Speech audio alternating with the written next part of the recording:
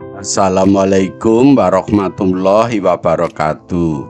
Sahabat sehat, selamat bertemu lagi dengan Rumah Akreditasi. Rumah Akreditasi adalah rumah tempat kita belajar, bertanya, dan berdiskusi masalah akreditasi.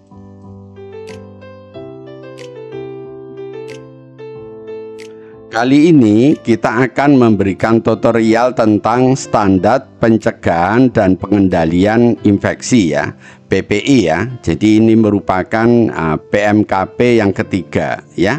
Ini juga merupakan standar klinik 2.3 ya. Tutorial ini akan disampaikan oleh Dr. Yanto, Surveyor FKTP.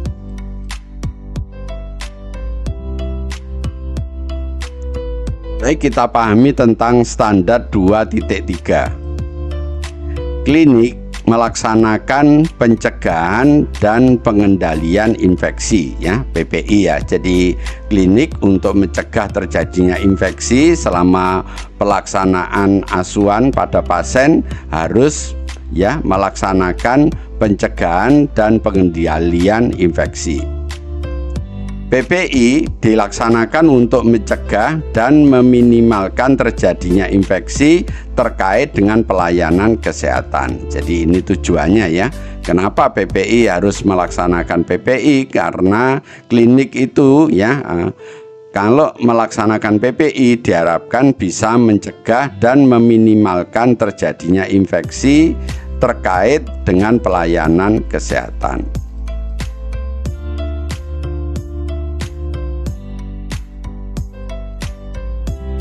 Penanggung jawab klinik menunjuk koordinator atau penanggung jawab PPI ya untuk penerapan PPI sesuai dengan kebijakan yang telah ditetapkan. Jadi dalam rangka untuk melaksanakan program PPI ya, PJ klinik itu harus menunjuk koordinator atau penanggung jawab. Berarti ini harus di SK-kan. Berarti PJ klinik harus membuat surat keputusan menunjuk salah satu orang ya untuk menjadi penanggung jawab PPI.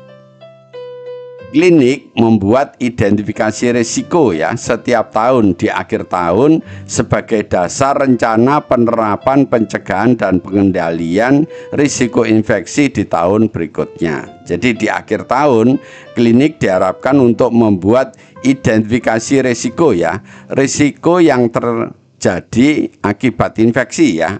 Jadi infeksi dalam melaksanakan pelayan kesehatan, memberikan asuhan pada pasien itu mempunyai risiko terjadi infeksi. Nah, risiko-risiko ini harus kita tulis ya pada akhir tahun ya, nanti kita gunakan sebagai dasar untuk rencana penerapan pencegahan dan pengendalian infeksi.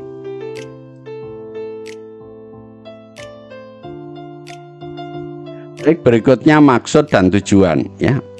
Pencegahan dan pengendalian infeksi merupakan faktor penting ya dalam mendukung upaya peningkatan mutu dan keselamatan pasien di klinik ya. Tadi sudah disampaikan bahwa jika klinik ya memberikan pelayanan PPI, ini merupakan sesuatu yang sangat penting karena ini dapat mencegah dan mengendalikan infeksi. Klinik menyusun dan melaksanakan program PPI sesuai dengan pelayanan dan risiko infeksi yang ada. Jadi dalam hal ini klinik juga diharapkan untuk membuat program PPI ya. Program PPI ini dalam bentuk KAP ya. Jadi nanti KAP ini harus dibuat sebagai bentuk membuat program PPI.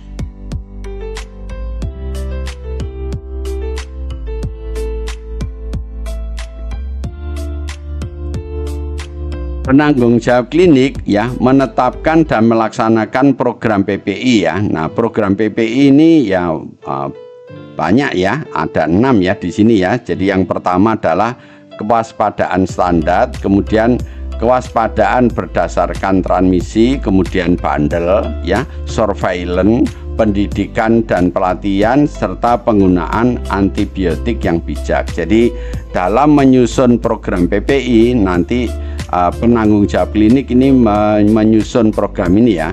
Jadi masing-masing kegiatan ini ada rincian kegiatan, bagaimana cara melaksanakan, dan itu dilaksanakan kapan, itu ada rinciannya. Nah, semuanya itu ditulis di dalam KAP ya, kerangka acuan program ya. Jadi terdiri dari kewaspadaan standar, kewaspadaan berdasarkan transmisi, kemudian bandel, surveillance, pendidikan dan pelatihan, serta penggunaan antibiotik yang bijak. Ini yang harus dibuat dalam bentuk program PPI.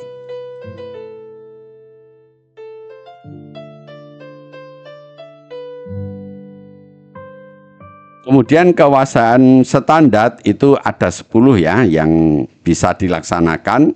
Yang pertama adalah kebersihan tangan, kemudian yang kedua adalah penggunaan APD, kemudian yang ketiga dekontaminasi dan sterilisasi peralatan ya yang digunakan untuk pasien, kemudian pengendalian lingkungan, yang keenam penata laksanaan linen, yang ketujuh perlindungan kesehatan petugas, kemudian yang kedelapan penempatan pasien, yang sembilan etika batuk dan bersin, kemudian yang ke-10 praktek menyuntik yang aman. Jadi ini adalah 10 kewaspadaan standar yang harus dilaksanakan di klinik.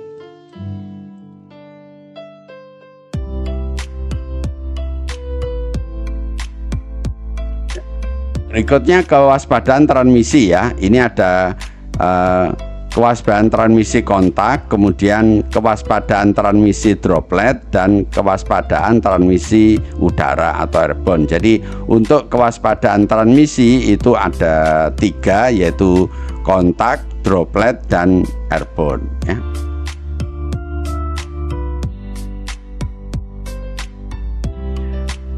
Baik Bapak Ibu, kita pahami tentang program PPI. Jadi beberapa program PPI tersebut dijadikan ya indikator mutu klinik ya, yang diukur, dievaluasi, dan dilaporkan ya secara berkala baik kepada pemilik maupun penanggung jawab klinik ya.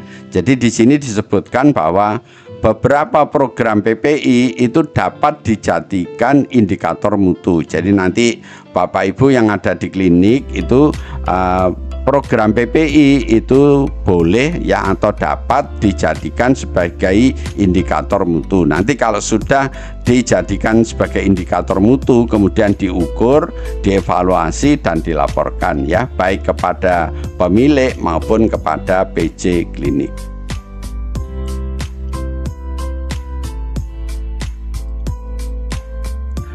Petugas yang melakukan monitoring dan evaluasi implementasi PPI di klinik minimal telah mendapatkan pelatihan PPI dasar. Jadi Bapak Ibu sekalian yang ada di klinik sebaiknya ya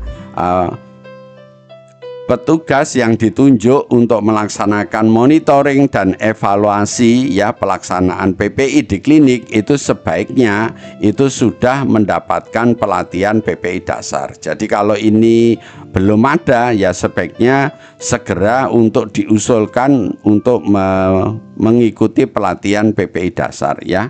Kenapa ini menjadikan persyaratan? Karena kalau tidak mempunyai pengetahuan nanti dalam melaksanakan monitoring dan evaluasi akan mengalami kesulitan ya.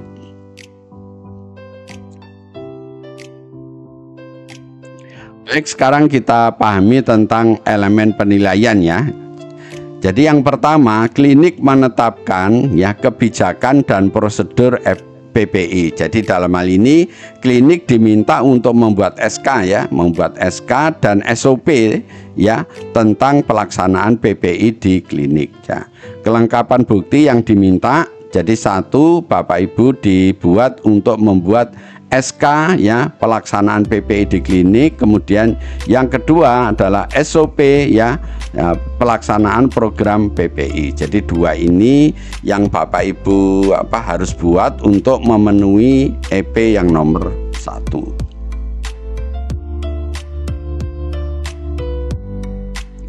Jika Bapak Ibu kesulitan membuat SK ya, untuk membuat SK tadi kan diminta untuk membuat SK PPI, dan jika Bapak Ibu kesulitan, masih sulit untuk bagaimana caranya membuat SK ya, silahkan menonton video ya di channel Rumah Akreditasi ya. Di situ nanti dicari video yang berjudul SK ya, surat keputusan. Di video ini akan dijelaskan langkah demi langkah caranya membuat SK.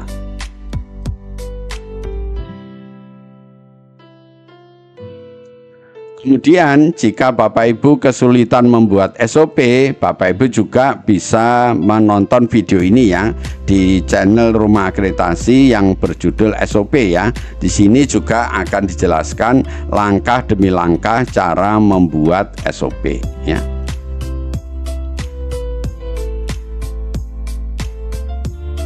Sedangkan bagaimana caranya membuat program PPI, tadi sudah saya sampaikan, program PPI ini dibuat dalam bentuk KAP ya, kerangka acuan program ya. Bapak Ibu bisa menonton video yang berjudul KAP atau KAK ya, kerangka acuan program. Kalau ini kerangka acuan kegiatan, KAP untuk banyak kegiatan, KAK untuk satu kegiatan ya.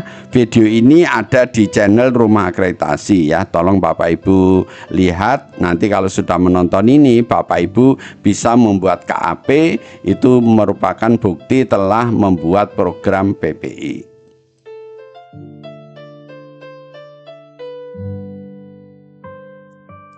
Baik, berikutnya ya, untuk pelaksanaan bukti pelaksanaan kegiatan ya, nanti kita bedakan ya, kegiatan dalam gedung dan kegiatan luar gedung ya.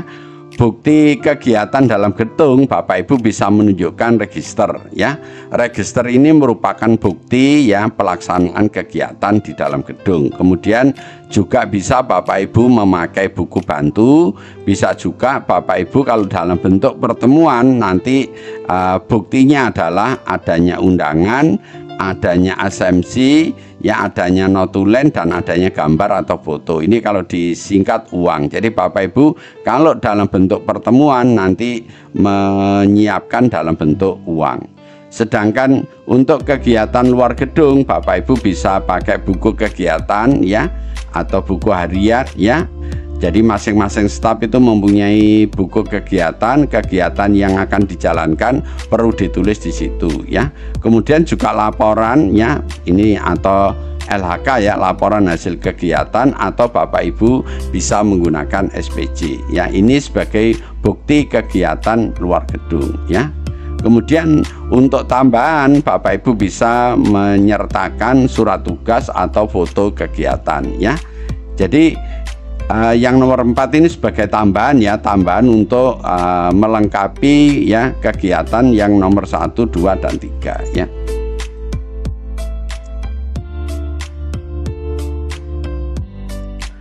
Berikutnya ya, EP yang nomor 3 ya, ada petugas yang kompeten ya. Yang dimaksud kompeten ini nanti adalah yang sudah mengikuti pelatihan PPI ya, baik PPI dasar maupun PPI lanjut ya. Jadi di sini sebutkan ada petugas yang kompeten yang bertanggung jawab melaksanakan monitoring ya, mengevaluasi implementasi PPI di klinik, serta melakukan edukasi dan sosialisasi secara berkala dan terdokumentasi. Jadi tadi sudah disampaikan bahwa petugas yang ditunjuk untuk melakukan monitoring dan evaluasi itu minimal telah mendapatkan pelatihan PPI dasar ya.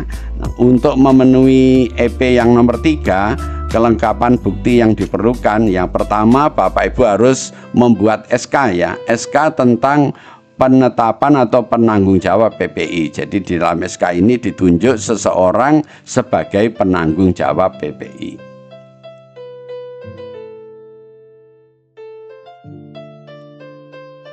Berikutnya yang keempat ya, tersedia bukti sarana kebersihan tangan ya.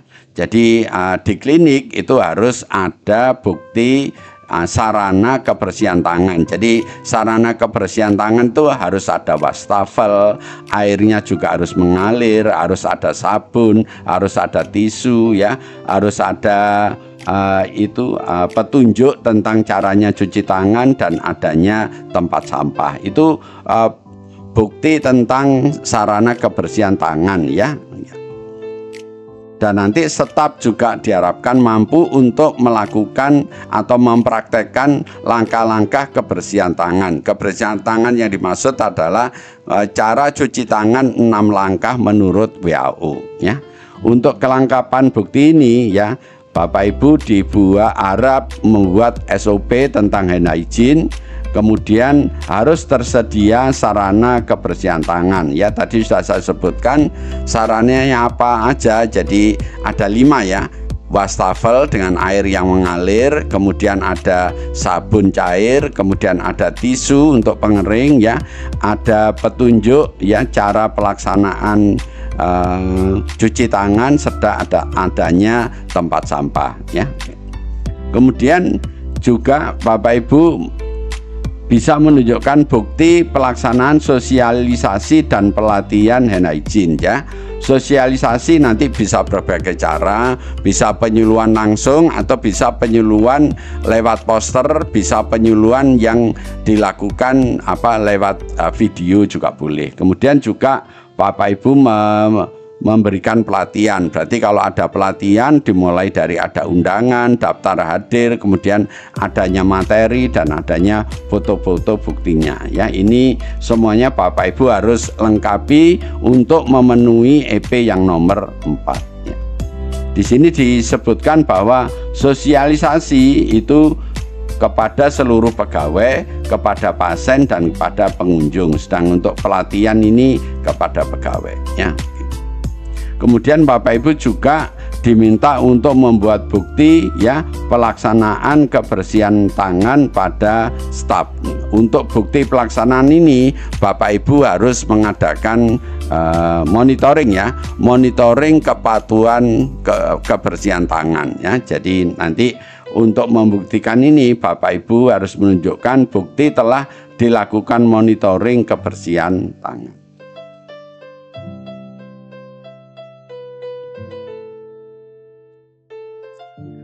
Kemudian yang kelima, tersedia bukti pelaksanaan program PPI di klinik ya. Jadi ini bukti pelaksanaan program PPI di klinik ya. Untuk memenuhi bukti ini ya, pertama Bapak Ibu harus membuktikan ya ada pelaksanaan program PPI dan dilaporkan kepada PJ dan pemilik ya. Ini diperlukan ya untuk memenuhi EP yang nomor 5. Tadi sudah disampaikan program PPI itu ada banyak ya, ada kewaspadaan standar, kewaspadaan berbasis transmisi ya, kemudian ada pelatihan ya, kemudian ada bandel ya, dan semuanya itu semuanya Bapak Ibu harus tunjukkan ya, mana yang telah dilakukan itu sebagai bukti telah dilakukan pelaksanaan program PPI ya. Terima kasih telah menonton video ini ya. Jika video ini Bapak Ibu anggap baik, jangan lupa beri kami like, dan Bapak Ibu jangan lupa untuk subscribe agar Bapak Ibu tidak ketinggalan kalau kami upload video-video yang baru. Dan Bapak Ibu juga kalau ada kesulitan tolong menulis di komen YouTube ya, channel Rumah Akreditasi. Atau kalau Bapak Ibu ingin dibuatkan konten materi sesuai yang diinginkan, tolong juga menulis di komen YouTube ya, channel Rumah Akreditasi. Kemudian yang terakhir, tolong bantu share video ini kepada teman yang lain, kepada sejawat yang lain, agar teman dan sahabat yang lain itu ikut mendapatkan manfaat dari video ini ya. Lebih kurangnya saya mohon maaf. Mari kita tutup tutorial kali ini dengan membaca hamdalah. Alhamdulillahirobbil alamin. Wassalamualaikum warahmatullahi wabarakatuh.